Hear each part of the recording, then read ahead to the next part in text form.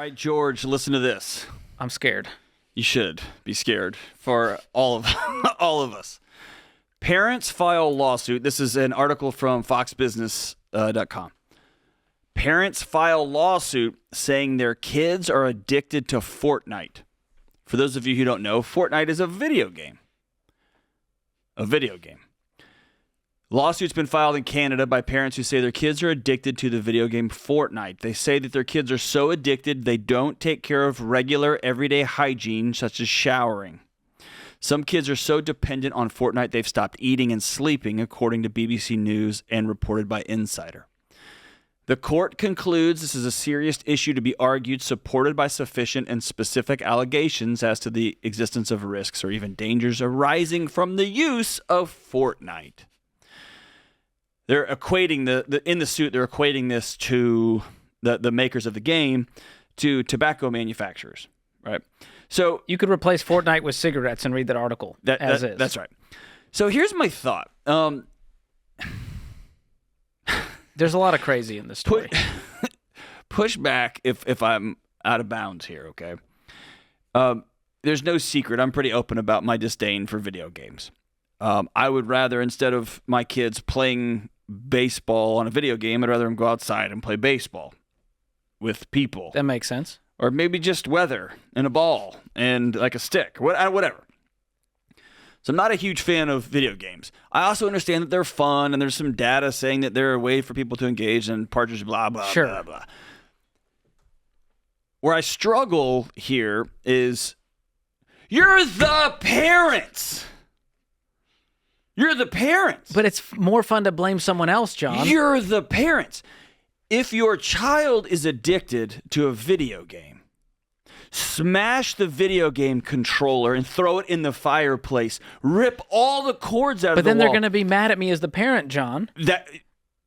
Wow! That is called parenting. That is called setting boundaries. Cut the internet off. But then I can't look at cut the internet off. Do whatever you have to do. If somebody you love who is a dependent on your care is an addict and unable to get these services on their own, but they'll just do it on their phone, smash their phones. Get rid of all. You're the parent. The cool thing about all these electronic systems is they've got this, and I didn't know this until recently, on the side of them, there's a button. And it has the letters OFF, and you can just push it, and the whole thing turns off. I've never tried that. It's amazing. What a life hack. What a life hack. Turn it off. Turn it off. Turn it off. This is different than being told, I think, hey, cigarettes in fact, they're not addictive at all. They're not great for you, right? But they do calm you down. They do make you feel a little better or whatever. And then there being troves of data hiding this. We can't let anybody know that, hey, this is actually killing everybody. It's different than parents simply unable to say, sorry, this is over. And if this is a true addiction, then you need to get your kids the mental health care that they need after you've done the thing that a parent should do, which is take your kids out of danger. Which in this case means using the off button. Because you're the parents. So am I crazy? No, I'm just picturing what would happen if a parent went and just turned the TV off while the kid's playing Fortnite and the kid just explodes in rage. I want to be in the room for that because it's entertaining to me personally. Because I remember that as a kid. You know, the parent comes on and turns off the TV and you're playing the video game. It's like game on. I mean, you go full adrenaline rage mode as the kid. Well, here's what one of the company spokespeople said: parents can receive playtime reports that track the amount of time their child plays each week and require parental permission before purchases are made. And so the company stopped short of saying, "Hey, you can turn the game off and not let your kid play," because they don't want to do that. That's an option because they want to sell the game. But built into the game is this idea that, hey, parents, we'll send you a report of how much your kid is on, right? Maybe you're working 3 jobs. You don't have to, you're not at home a lot. We'll help you out. Nah, I don't want to look at that. Or hey, we can go ahead and we'll give you a specific passcode just for you, parents, so your kids can't get on and buy a bunch of stuff. That makes sense. Nah, let's just I'm suing you. But this is equivalent, John. I mean, you devoured a pack of gummies earlier, and you love a gummy bear. It's like you suing Haribo gummies for being like, I'm addicted to your gummy bears, and it's your fault. Hey, and I want millions. I actually covered this on my show. I think there's something to that. I think there are addictive elements to prepackaged foods, and I think that given enough time, that data will emerge. It's there. We know people are addicted to sugar. That's just humanity. And I got a choice to make. I looked at those gummy bears on the way in and thought, future John is going to feel not that great.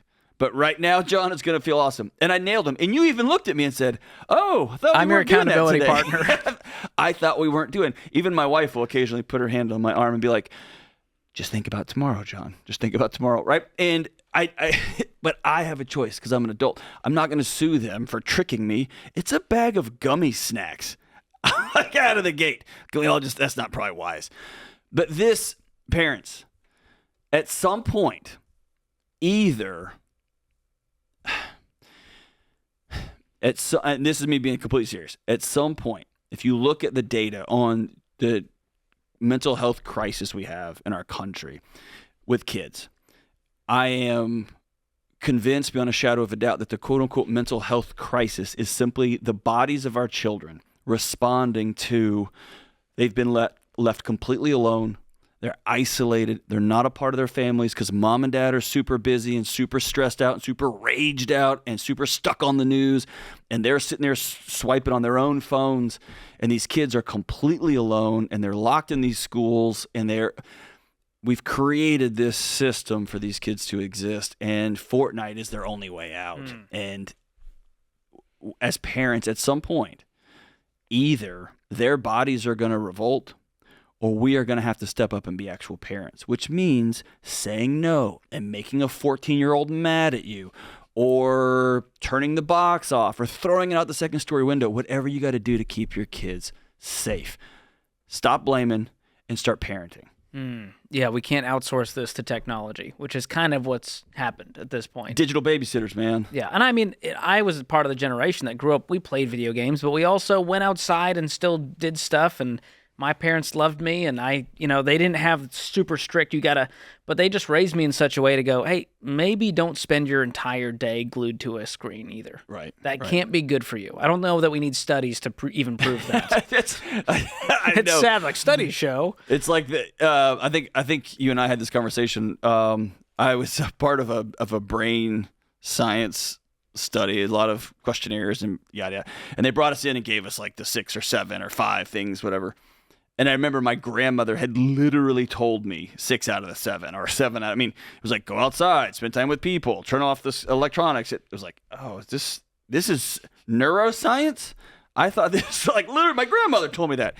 And so anyway, all that. A lot of common ground between common sense and neuroscience. Yes. And hey, I might let my kids play video games this upcoming year. I've thought about it. That's big. Right? It will be for a very, very limited time with supervision.